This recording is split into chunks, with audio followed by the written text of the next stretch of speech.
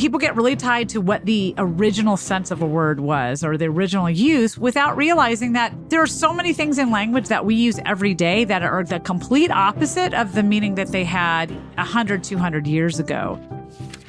When we look at studies that measure how much people used adverbial intensity in workplace settings, we find that people that don't use them come across as very robotic and less sociable. And people that do use them not only come across as more sociable, but also as more reliable and as more believable. They actually remember the points that followed an or an better than they remembered the ones that didn't, which I think is pretty amazing.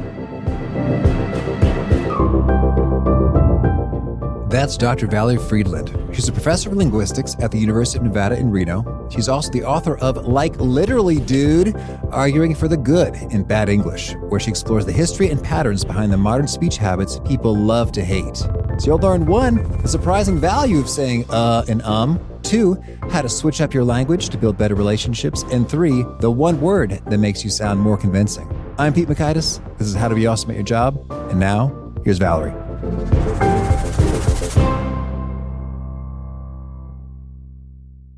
Valerie, welcome. Well, thank you. I'm so happy to be here. I am literally so excited to be talking about your work and the implications of language in life and business and professional careers. So tell us, what is your area of expertise as a professor and researcher and writer? Well, that's a bit of a tongue twister. I'm what's called a sociolinguist, which you don't want to say 5 times in a row at a party, because it tends to get blurred together. But what I basically study is how the language we use comes from who we are socially. And this can be things like, whether we're young or old, male or female, black or white, foreign or native, but also from the way we interact in particular social settings. So it's not like there's just one system of language and we use that same system everywhere. Language is really fluid and flexible depending on who we are generally and who we are in moments. And that's what I study. Okay, lovely. And you have packaged some of your insights into your book, Like Literally Dude, Arguing for the Good in Bad English. Tell us, any particularly surprising discoveries you made while putting this together? I think every chapter was actually something very surprising to me, even as a linguist, where I knew some generalities about it. But as I did more of a deep dive into the background and history of some of these features that we love to hate in our speech, like or literally used non-literally, that they all had these really fascinating histories to get to where they are today. A lot of them are centuries old, even though we think they're new things. So I think the biggest surprise for me was how old some of the features that we think are new are. And also how and are incredibly useful from both a listening and a speaking perspective. And I had known that there was literature that suggested that we do them because we're thinking harder, but I didn't know the extent of how impactful they are on a listener as well until I started doing that research. Okay, well, Valerie, we just can't wait. How is that impactful and useful to a listener, hearing ums and ahs? I'm assuming you mean impactful, not just in the, I'm so annoyed at this unprepared speaker, but rather in some other ways. It might be impactful in that way as well. But I think and are a great example of things that we feel are socially not helpful that actually offer a lot of linguistic benefits. And that's why we do them, because things don't just spontaneously happen just because in language, they happen because they're doing something for us. And and are interesting because they're universal. We really haven't found a language yet that doesn't have some form of umming and uhing. They may not sound exactly like English. So it might be and ano, for example, in Japanese, but they have similar traits of being these short words that we put in when we're thinking heavily about what we're saying. From a listening perspective, I think what was fascinating to me is that there's a difference between and that I think people don't realize. We typically when we simply need a very short break to process something in terms of what we're going to say. But we say when we are doing even heavier cognitive retrieval. So what we find when we look at research, if we measure the pause length that follows an or an people pause longer after suggesting they're searching for a word more deeply in their cognitive archives than when you use an And typically people tend to have some sort of sense of how long they need to break for. So they understand how deeply they need to think. So when we asked students questions that could have one-word answers, but some of them were more difficult than others. So, for example, what's your dog's name, which should be pretty easy for you to come up with, versus what's the name of the sport in which they award the Stanley Cup, which people like me would have no clue. We find that people either used or depending on how long they thought it would take them to answer, which is really fascinating. But the even more amazing thing about your ums and uhs in the listening perspective is they seem to signal to a listener that you're going to say something that requires them integrate new information. So, for example, if we'd been talking about names and then I was using a name that we talked about before, I probably wouldn't say or before it. But if I'm switching course and bringing up something completely different, I probably would say or which signals that my brain is actually connecting different cognitive resources and different neural pathways to this conversation. Well, by doing that, by saying or as a speaker, what I do is I get you ready as a listener for harder thinking, harder processing.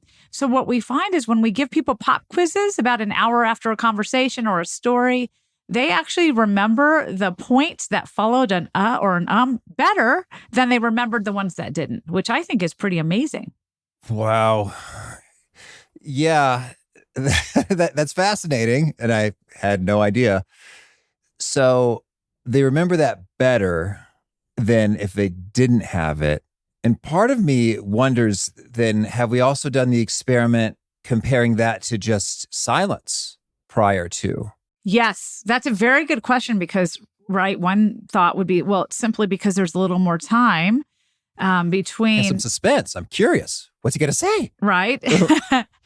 And so we've done it where it's silence, so silent pauses, and also where there are other noises like a cough that is the same amount of time as an or an and those do not have the same effect. In fact, we find that coughing actually makes it harder for people to remember what came after. So it's more disruptive to the thinking process as a listener.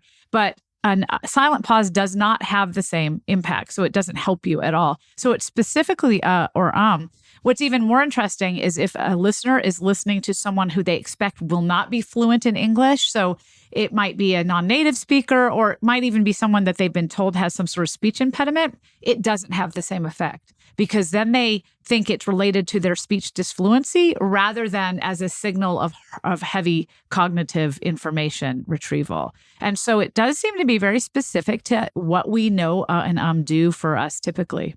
Well, that's so fascinating. And I'm going to speculate and you tell me what we know or don't know, or what the smarter speculators are speculating.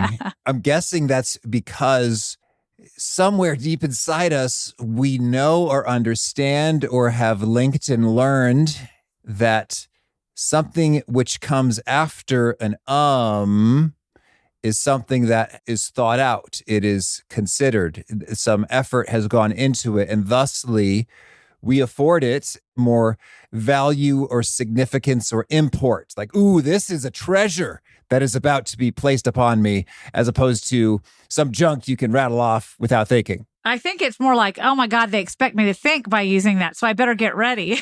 Oh, okay.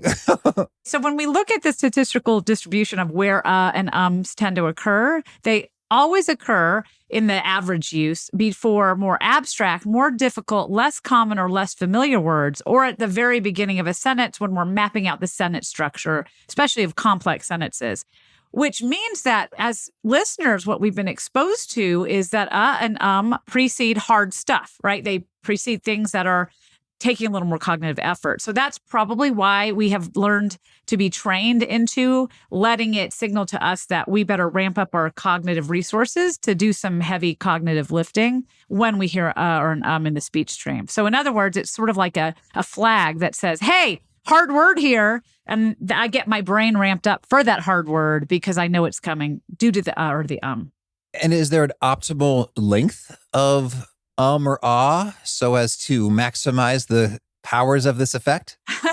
Well, seems to be more effective than and that's probably because it signals shorter pauses than longer pauses. And when someone we find people are more likely to try to jump in and help them.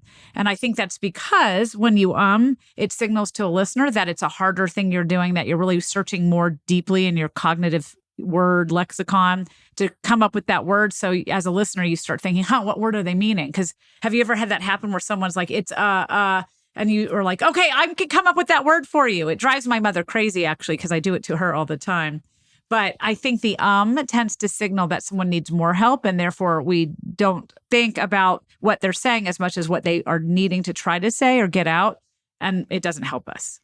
Intriguing. And can you tell us a little bit about the magnitude of this effect? Is this a smidgen more memorable, or is this like dramatically double, triple memorable? I don't think it's a magnitude effect of a huge, enormous order, because there are a number of different things that can influence it. For example, if you say instead of also what type of speaker you are, if you're native, non-native speaker, or if someone thinks you have a speech disfluency, all those things affect us. It also depends on the listener and the speaker's relationship and whether they know that person us and ums a lot as just a habit, because we do have heavy ummers that might say or a lot. And if that happens, you're probably less likely to have this keeping on happening every time they're using an or an And I think we've all met that person that us pretty much every word. Well, you just can't devote that much mental energy to them. In fact, it can be kind of exhausting. So I think we have to just sort of mitigate it to say and are not bad things in terms of how they signal to a listener that we're actually coming up with some pretty important things that they need to listen and pay attention to. The magnitude of the effect is that it's certainly happening more than when they don't do anything before those words. Whether you want to add in front of important words in a presentation, I would say that you probably want to hold off on that. But whether you want to eradicate them from your speech, that would be where I would spend more time thinking about. So say you're preparing for a presentation as a speaker at a business or at a convention that you're going to. I think what you need to think about is, do I or as a habit where it's distracting because what it's indicating to a listener is I haven't practiced enough because I'm searching for the words, because that's what mean to us? Or is it helpful because it's before key points that I might want them to remember later? And I think that's where the fundamental difference lies. If it's before key points, it actually can be helpful. If it's every other word or even every key point, then it's actually going to be distracting. So I think you just have to be really strategic in what you choose to do with and Well, I think the most striking thing you said is that it's more potent than a silence, because I've found, sure enough, in my own experience, when someone's speaking, then they just pause for a while. Well, what's going on? I mean, they've really got me. And so if the impact of an is better than a silence, that sounds pretty potent indeed. Well, silences are confusing. I think what happens is when someone pauses, we don't know why they paused. So they could pause because they're trying to give a rhetorical effect and, really make us think about what they just said, or they could pause because they don't know what they're saying, or they could pause because they're having a heart attack. I mean, we just don't know. And so we're, as a listener, trying to struggle to figure out why they're pausing. But when we or an we know what that is. And so it's a really clear signal that someone is planning to continue to talk, and also that they're just needing a break to process things. All right.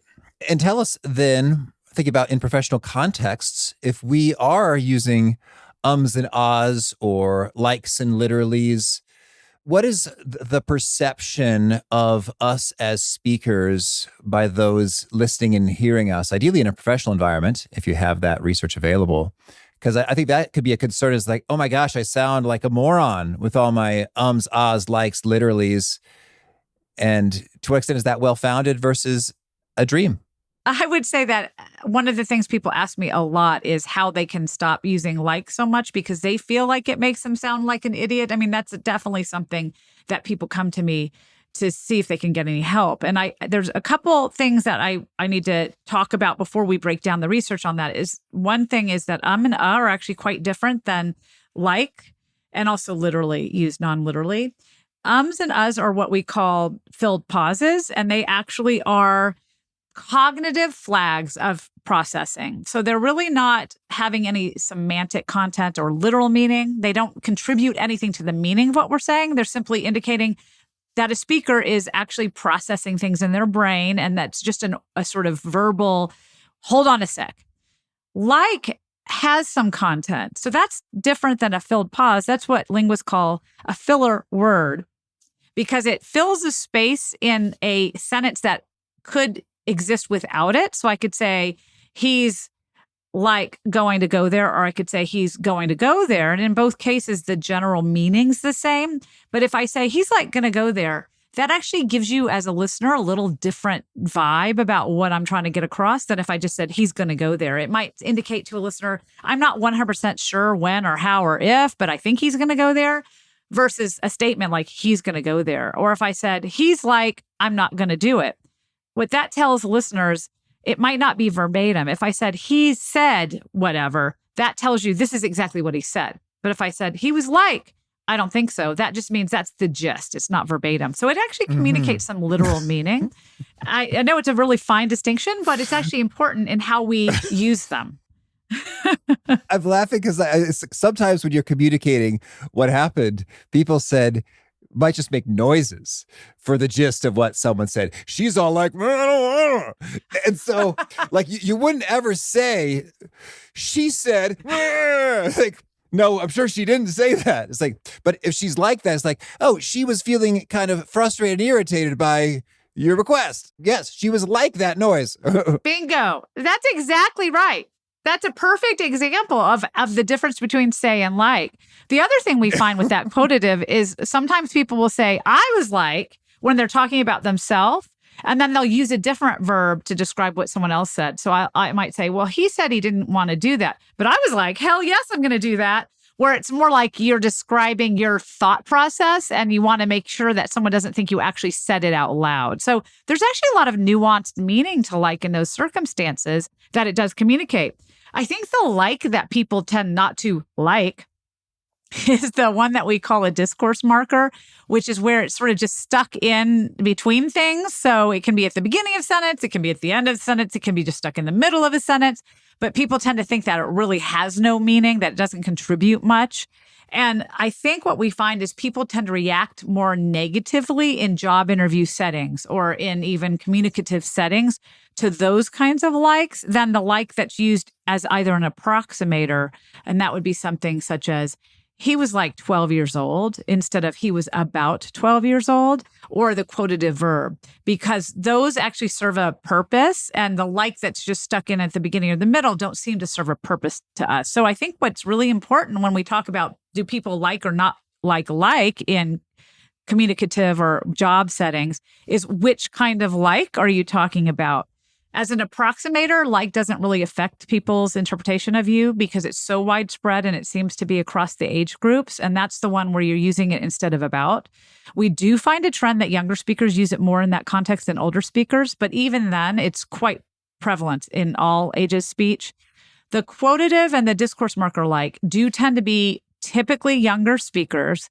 And for that reason, when we look at how they perform as speakers in job interview contexts and when they're using like, they do tend to get a negative bent in their receptivity of job interviewers when they do that. What that means is when you're going into a job interview or a context that's high stakes in a workplace environment, particularly if that environment or the upper management's older, using like in those other contexts does seem to give off a negative opinion of you.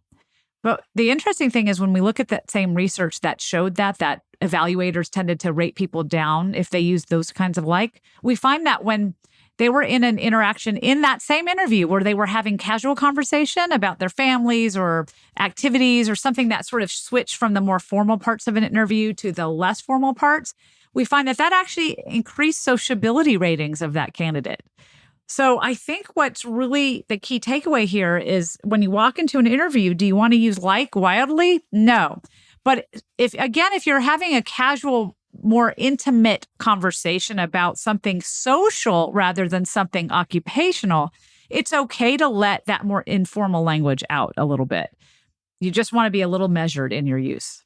Well, it sounds like when you say it's okay, it may even in some contexts be superior.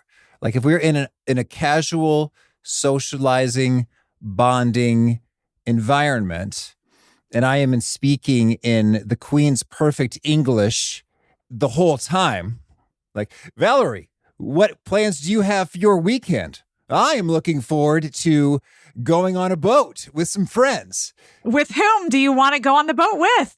Yeah, with whom? Yes. It's almost like, are you like, do you have a script or what? Is this just how you talk or what's going on here in terms of there's a time and a place where these components seem to reinforce the vibe in a positive likability way.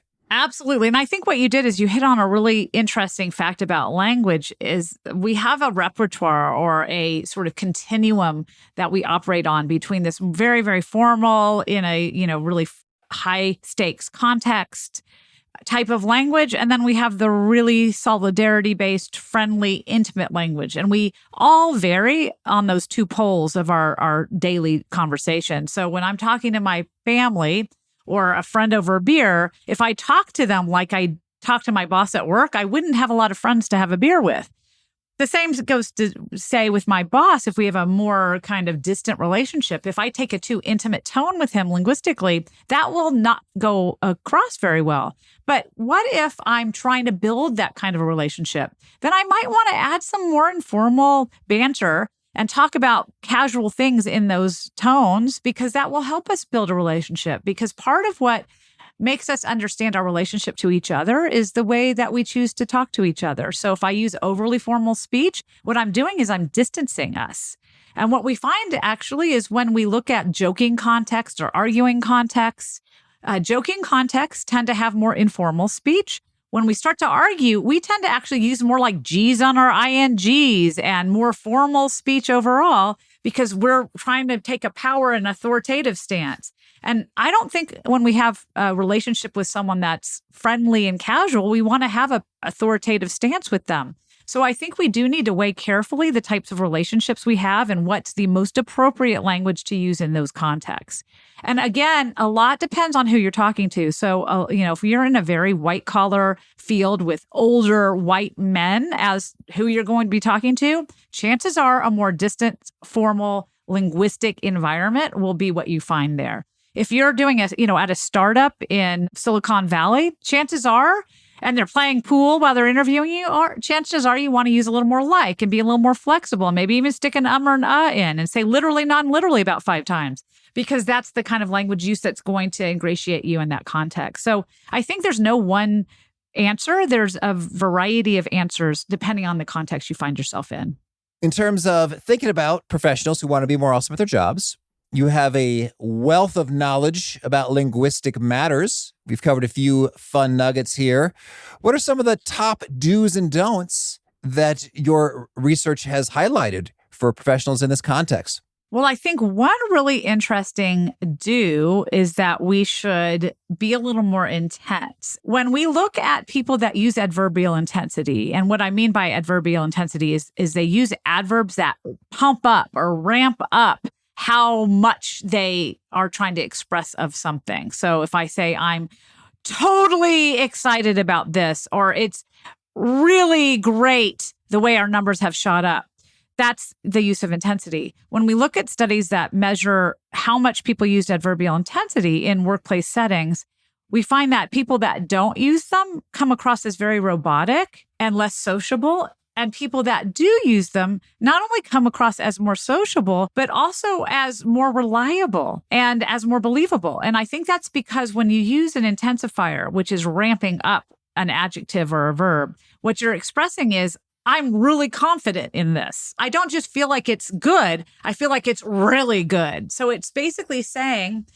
I'm pretty committed to what I'm saying here, that I believe in its truth. Whereas if I don't use an intensifier, you take it or leave it. It's that I think there's an ad that's sort of not just okay is not okay. Have you seen that ad? And it's like, how's the surgeon? He's okay. I mean, no one wants a surgeon that's just okay. You want a surgeon that's really amazing. And it's, again, this idea of intensification highlighting how much of a quality something has and my belief and commitment to it. And so as a speaker in a presentation or a business setting, I want to convince the people that I'm talking to, whether it's sales or marketing, that I'm 100% on board with what I'm saying, and using some intensification can really help that. I think that's one good finding that linguistic research can parlay into the job setting. That is phenomenal. And we had Jonah Berger on saying similar things, that we like to hear confidence, totality, absoluteness. And insofar as you could do that without being deceptive or like, actually, we need a reasonable risk profile on this. And so your totally absolutely's are actually making me more nervous. Right, exactly. But in many contexts, we like a lot of absolutely totallys, even if it's hey, unfortunately, I know I said absolutely I could do that by Thursday, but these emergencies have popped up. Are you aware? Do we lose face or credibility if we play the adverbial intense game and then don't deliver? More so than if we played it safer? Well, I think it depends on how reliable you are typically. I think that's really a personnel-driven issue rather than a linguistic-driven issue. If you tend to do what you say, then I don't think whether you're intensifying or not, people are going to be disturbed by you promising something extremely and not delivering. But if it's a pattern, then absolutely what it does is it actually makes people believe you less. And I think if you intensify more and deliver less, that's absolutely going to be problematic. But I think that's really personality-driven and how good an employee you are. And it has a problem that's less to do with your language and more with your performance. But another thing that I would suggest that people think about when they're trying to use language to help them in a job is we do a lot of speaking in our work. And sometimes we're speaking just as colleagues and it's really casual. Other times we're giving presentations or we're talking at a meeting and we're representing something. One thing that we find is when people are dynamic speakers, and that means that they use a fairly fast speech rate and they moderate their tone up and down. Obviously you don't want to do it in a weird way where it comes across like I'm doing it in a perfunctory manner, but just in very excitable, sometimes a little slower and more dramatic in others, that you're moderating your tone a bit and your prosody, that those speakers come across as more charismatic. And when people are more charismatic speakers, we don't notice things like ums and uhs and likes as much. So we filter them out because we're really, really interested in what they're saying. So I think what we need to do is think about how can I be a dynamic speaker, especially on Zoom? A lot of us are doing virtual meetings. And is there anything worse than having someone drone on in a monotonous voice saying something very uninteresting without any dynamicity? Not really. So think about being a dynamic speaker. The faster you speak, and I don't mean be crazy fast, make sure obviously people can understand you, but faster speech rate tends to correlate with better ratings of speakers and a little more dynamic in your tone. And if you try to do those in a natural way, it can help you come across as a better speaker. Oh, thank you. Well, along the lines of don'ts, I'd also love to hear, do you have any particular pet peeves that just annoy you so much? And also, there is scientific evidence, research to suggest, hey, it's not just you. Most people can't stand this, so maybe we should cut it out. Well, that's a hard one because I'm supposed to know better. Of course, there are things that annoy me. I'm personally really dedicated to ly on adverbs. I really love my ly, so I like to go slowly rather than slow. And I don't want to walk quick. I want to walk quickly. And research does show that those are going the way of the dodo. So I'm in a minority in terms of wanting to use them. But it is still something that prescriptively people do suggest you use. So it does prescriptively seem to matter to people in writing, but in everyday speech, it doesn't seem to matter. But I also know that's a me problem and not a ly problem. So I'm trying to be more understanding of it. The other thing that I think most people find annoying is those terms like brah or bro. That actually drives me crazy. My daughter, the only reason is because I have a daughter who calls me brah all the time. And I think there are a lot of older speakers that feel that way. But in general, I'm pretty understanding about almost everything we do in language because language change is fundamentally what brought us the English we speak today. I don't think anybody wants to go back to the days of Beowulf. So I'm pretty open. Okay. Well, I'd love to share with you some of mine and you tell me if there's any research on this or if I'm just a quirky fellow. Okay. I'd love to hear it. What is it? I don't care for, I guess they're kind of related to each other. When people say obviously as well as right. So it's well, obviously this is the best podcast ever. Well, obviously it is. And so it's like, it just feels so presumptuous. I also feel the same way like with newspaper headlines where it says the such and such issue. It's like the Trump trial. What you need to know is like, you don't know what I need to know. You don't know me. You don't need to know my context, my goals, my values, my visions. Like what I need to know is wildly different than what maybe someone else needs to know. So I guess I'm a little bit getting persnickety about, I guess maybe just like the implied judgment. And so it's like, obviously says to me, if you didn't know that, you're an idiot. And it's like, maybe they didn't know that. So don't take any unnecessary risks here. So this is my view, but sometimes I've been told I could take language a bit literally, as opposed to just really absorbing kind of the emotional, vibe that's really what's at work behind the language. I don't think you're alone. I've actually heard a lot of people that get annoyed with that right that comes in as an agreement marker. So Mark Zuckerberg actually uses that right form quite a bit. And there was even an article in the New York Times about his use of right in that way, because people find it kind of insulting, because what it's assuming is he is right and you have to agree with him. And so it's like, are you going to step up? It's like, actually, no, Zuck, I disagree vehemently. I disagree. Yes, I strongly disagree. And so I think what you're talking about is this assumption that a speaker makes that you share the same background knowledge and belief system as they do. And yes, it can be irritating when you get that idea, but I bet you have people in your life that say obviously and right that don't annoy you that way. So it's probably somewhat dependent on who's using the obviously and the right, but I don't think you're alone, and especially the right. I know that's something that's been written about a lot, because it's not a right that's simply asking someone to consider a proposition. It's a right that's asking them to agree with you on something. And sometimes you just don't agree with someone, and it sort of presumes that you should. So I think you're not alone in feeling that's irritating. Rest assured.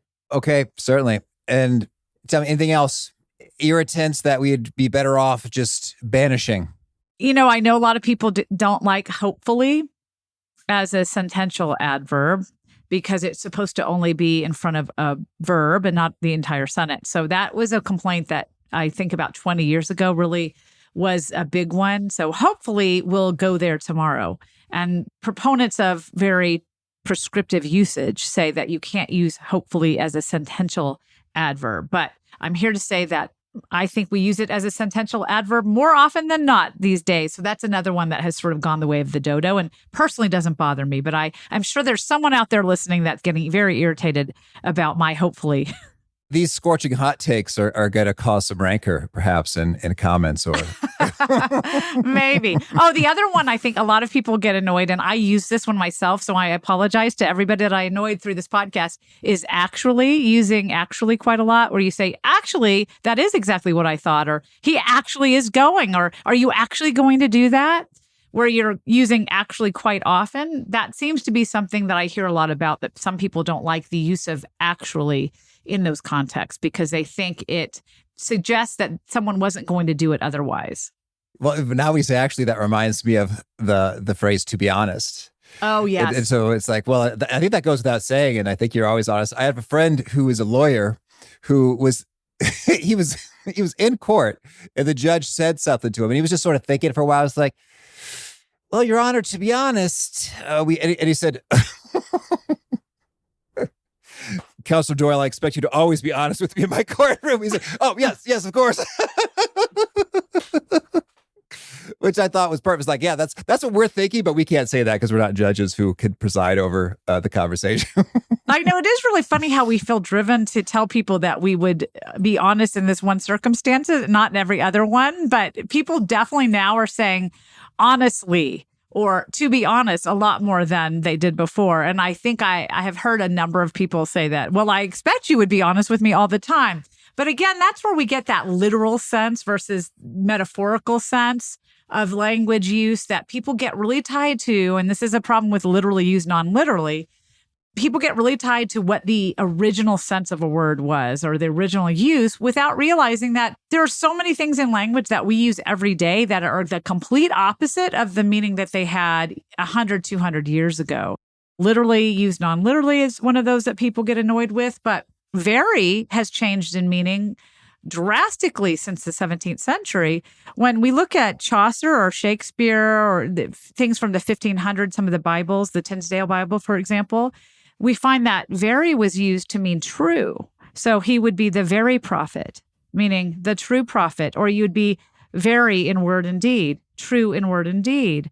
And we didn't find it used as just an emphasizer or an intensifier until about the 17th century, where it started to take on, if something's true, it has 100% of something. It's very emphatically true. It's a high degree of something.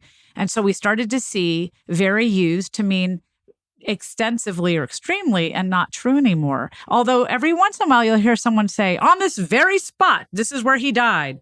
And again, that means on this exact or true spot.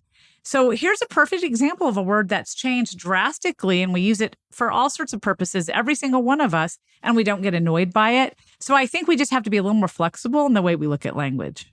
All right, Valerie, tell me anything else you want to make sure to mention before we hear about some of your favorite things. I think that's good. I feel complete. Okay. Honestly, to be honest, I feel like we've covered it all. All right. I appreciate your honesty. Valerie's about to share some of her favorite things. One of my favorite things is our sponsors. Check them out. One sponsor to check out is Harvard Business Review. This brilliant magazine, published at hbr.org, is the leading destination for smart management thinking. Fun fact, HBR has been mentioned in 108 episodes of the show. That's because HBR has great stuff that comes up often. They've got explainer videos, podcasts, real-world case studies, and much more. I think of HBR each night that I put on my special orange glasses. Their article, Will Blue Light Glasses Improve Your Sleep?, revealed that those who wore them reported better sleep and a 7% improvement in work performance as compared to those who wore the sham glasses. So I cite HBR anytime anyone tells me that I look silly wearing them. Now, much of HBR's content is available for free when you sign up at their site. Subscriptions that get you unlimited content cost $10 a month. If you visit hbr.org/subscriptions and enter the promo code AWESOME, you can save 10% off of that subscription. Again, to save 10% off of your HBR subscription, go to www.hbr.org/subscriptions and enter the promo code AWESOME.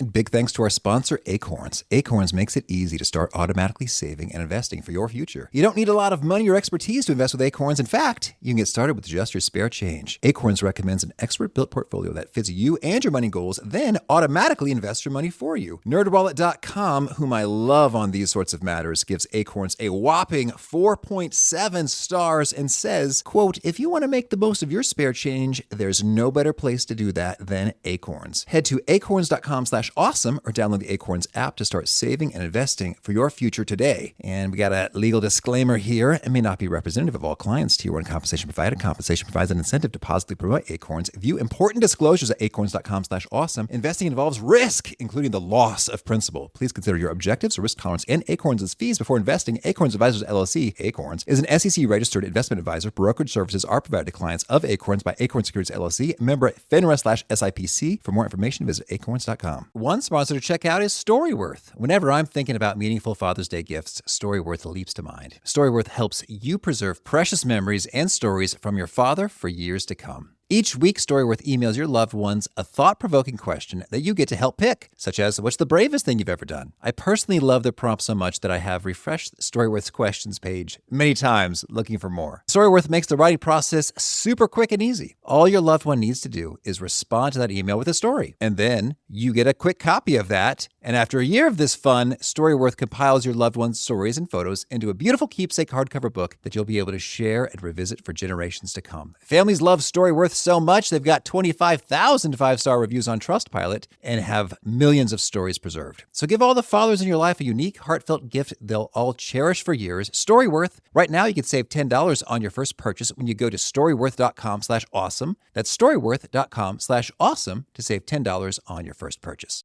Can you tell us about a favorite quote? My favorite quote is from a linguist called Max Heinrich.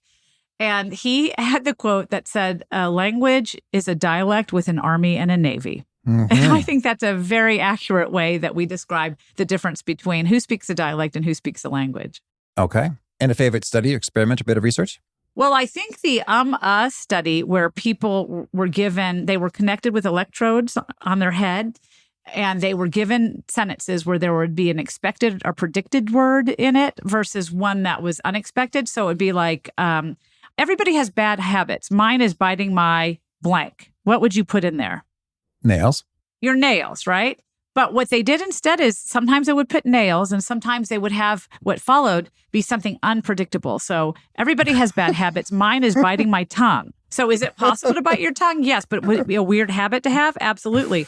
Well, when they found that if they stuck an before the unpredicted word, they actually decreased the brainwave activity around that unexpected word. It was called an N400 effect, which is something that indicates someone didn't expect to hear what they heard and they were having problems processing it. Well, when you stuck an before saying tongue instead of nails, you decrease that effect, meaning people were better able to integrate that unpredictable information. And I also just think it's hysterical to imagine people all stuck up with these electrodes talking about biting their nails and their tongue.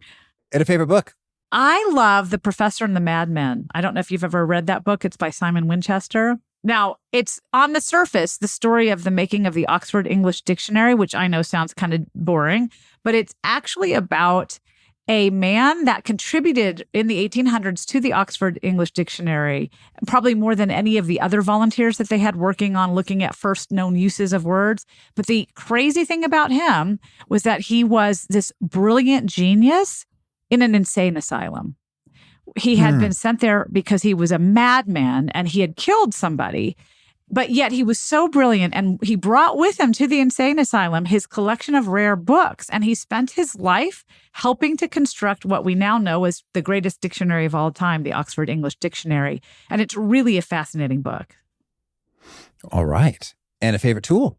I would say that my favorite tool is writing things down. I know I'm a linguist and I focus on spoken words, but what I find when I'm preparing for something is the act of writing really commits the grooves in my brain to what I've written. So when we just sort of orally practice something, we're just not dedicating the cognitive sort of density of writing to what we're trying to get across. And it's a little more superficial of a practice. What I find is when I write something, it commits my brain to what I've written. In fact, I can visualize it when I'm talking about it orally. And it really helps me be organized and conscientious in the way that I'm talking to someone. Okay. And is there a key nugget you share that really seems to connect and resonate with folks that quote it back to you often? In my book, I say there's no right way to speak English. And I've actually found that surprised me, but it was one of the things that was most often quoted. In fact, for example, in the Wall Street Journal review, that was one of the things that was quoted because it was so obvious to me that we all have different ways we come to language and whatever is right for us has been developed because it has worked for us in our lives and our neighborhoods and who we talk to. But we have such firm beliefs about bad English that I think that's why that has resonated with a lot of people that feel justified in the choices they make linguistically because that's what their truth in terms of language has become. And so when someone that's a linguist who studies language is able to say there's no right way to speak English, meaning we have a lot of different diverse ways that we talk in different circumstances and what's right for one person and in one context isn't right for everybody else, I think that's legitimizing. For example, people that use literally, non-literally, or say like a lot, or vocal fry, or choose to use singular they. It just lets people be who they are and make the linguistic choices that fit their identity. All right. And if folks want to learn more or get in touch, where would you point them? They can go to my website, valeriefridland.com. And do you have a final challenge or call to action for folks looking to be awesome at their jobs? I would say just relax and breathe. When someone is doing something with their language that bothers you, just remember it's probably you, not them. And we can all learn to just be a little more understanding and empathetic to the different types of ways that we've learned to use language. And what's worked for me may not work for someone else. What's been indoctrinated linguistically into another person may not be the same as what I've learned or been socialized into. And I think if we can just relax a little bit instead of be so judgy, it will help us be better speakers, better empathizers, and also better employers. Valerie, thank you. This has been awesome. It's been awesome to talk to you too. Thank you for having me on.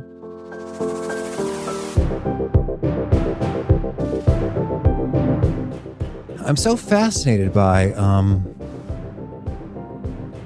the value of that in galvanizing attention. Like, whoa, what's about to be shared here? He's really giving it some thought. Maybe I should give it some thought. Powerful stuff from Valerie. If you'd like to check out the show notes or the transcript with links to items we've referenced, you can find them at awesomeatyourjob.com/EP963. Hope to catch you next time, and peace.